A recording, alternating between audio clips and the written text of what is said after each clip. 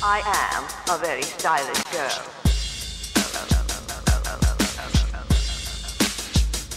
Hey everybody, Travel Butterflies back again. Now, I don't know if you remember, but last month I started on a series of questions from Girl96.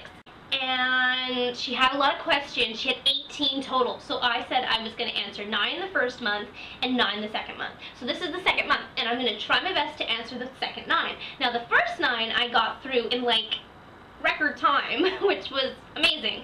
So hopefully that will happen again, and we won't have to do a third episode, because I have other people who ask me questions who probably want answers, so I can't only devote videos to you, Girl96. As much as I'd like to, I can't. So let's get to it and start with your questions. So our first question from Girl96 this month is, if you could ever rule over one planet besides this one, which would it be? Oh, that's tough. I mean, it would be fun to say Venus, because then you'd be like, ooh, you know, I'm the ruler of Venus, the planet of love. But, I don't know, I think that's kind of what everybody would answer. And plus, isn't Venus like just a big ball of gas or something? I mean, that doesn't sound too attractive. How it became the planet of love, I have no friggin' idea. So anyways, there's one place that I wouldn't mind, but it's not a planet, so I don't know if it counts, and no, it's not the sun, it's the moon. And the reason why I would like to rule the moon is because, well, first off, Sailor Moon is awesome, and second of all, I'm actually Cancer, and Cancerians, their planet is the moon, so I would like the moon, even though it's not a planet. I'd like it, and it's still close enough to Earth that people could come visit. And the moon's actually responsible for a lot of cool stuff, like the tides, so that's pretty sweet. So yeah, I like the moon, and then I can wave at you guys. You can still see me, sort of. 11. Do you think people should have tails? Heck yeah, I do. Think of all the things you could like do. You could have better balance. Maybe I could finally dance. That would be great. You could probably hang from stuff. I mean, I guess it depends on what kind of tail you have. I mean, personally speaking, I'm pretty sure that in another life I was probably a cat, because I have this tendency whenever I'm really, really, really content to, like, I have to be lying down to do this, but I have this tendency to, like, bat my tail, or my leg, sorry, back and forth, like that, when I'm really satisfied. So, I'm pretty sure if I had a tail, it would be my tail doing that and not my leg. So yeah, I think people should totally have tails, especially if they're pretty tails, like squirrels have really pretty tails, you know, like that kind of tail. And those are awesome. So yeah, I wish people did, because I think it'd be fun. Although it would make it even more difficult to make pants. Yeah. 12. If someone said to you, "You're next," after beating someone up, what would you do? Honestly, I would totally laugh. I have really never been in a situation where anybody has ever wanted to kick the crap out of me. So I think it would just be way funny, way hilarious if someone actually said that to me. I think I would literally burst out laughing. But, I mean, if push came to shove, I'm pretty sure I would annihilate them, because I'm pretty vicious, actually. And when I get angry, I get that kind of, like, seeing red, I am a completely different possessed person kind of thing. So really, really out for blood. So I don't know, I think if I ever snapped and actually got into a fight with someone, I think I would destroy every last fiber of them. And I can be pretty confident in saying that, because believe it or not, I actually did grow up on some very bad streets. So yeah, I think I could take them.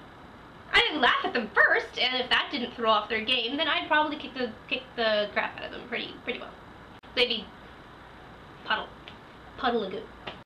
Number 13. Do you have any scars? No, actually. I've never been injured, really. I haven't had any broken bones. I haven't even had, like, the chicken pox. And I've never needed stitches. So, no, I don't really have any. I mean, I don't think you can see it as much anymore, but I used to have this little line going over my nose. But I think it's gone. Like, I don't notice it anymore. So, yeah, I mean, and it was only a line, it wasn't a scar, so yeah, I don't think I actually have any. Good question though. 14. If you could change one thing about your body, would you? And what would it be? I'd be lying if I said no. Yeah, I would. I would totally thin my waist a whole lot. I wish I had that waist that when I was in high school I totally took for granted back. I never was the kid who thought, oh my god, I'm so fat, but now I am. So I would love to get that back. I'm not even gonna lie to you. Now that I have nails, forget it. It's all about the waist. Actually, when I was little, when I was like 13 and I was just starting puberty, I prayed. I prayed and I prayed and I prayed and I prayed and prayed every night for God to give me boobs, and that totally worked. So maybe if I prayed to be thin, maybe that would work, unless I already cashed in all my chips with the girls. But I'm not gonna complain. I think I did well. 15. How long does it take you to get dressed and undressed? Okay, that is a trick question. When you say get dressed and undressed, well, when you say get dressed, do you mean like picking out my clothes and getting in them, or do you mean just getting in them? Because getting in and out of my clothes, I do like that. I'm like very fast. Makeup takes a while. And choosing my clothes can take a while, but actually physically getting dressed and undressed doesn't take long. I know what I'm doing. I'm a fashion designer. 16. Have you ever snuck out of your house without getting caught? Honey, I have never snuck out of my house regardless. My house was like a friggin' high-level security prison. I was not going anywhere. I was lucky if I got to watch TV while everybody else went to bed. So yeah, no, I never did. And even if I did, I don't drive. Where the heck am I gonna go? Onto my friggin' front lawn? That's fun.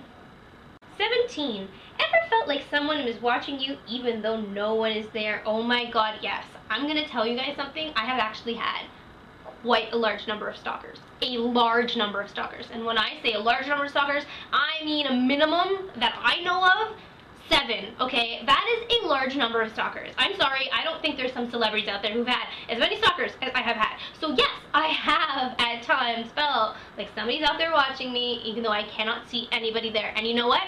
It's been the case. So creepy. Wasn't fun. I don't like it when people make stalker jokes, because if you actually make a stalker joke, it means you've never had a stalker. Plain and simple. That's one way you really know when someone's lying about whether or not they have stalkers. If they're joking about it, they've never had one. And I've had 7, so believe me, I know. Question 18, oh my god, we made it through. Last but not least, Fangirl96 asks, yes or no, compared to others, are you mature? That's tough. It depends who you're comparing me to, and it depends what context it is. If I'm just laying around my house doing nothing, hell no, I'm not mature. I'm the one playing video games and talking in baby voice and being all stupid in these fluffy pink PJs.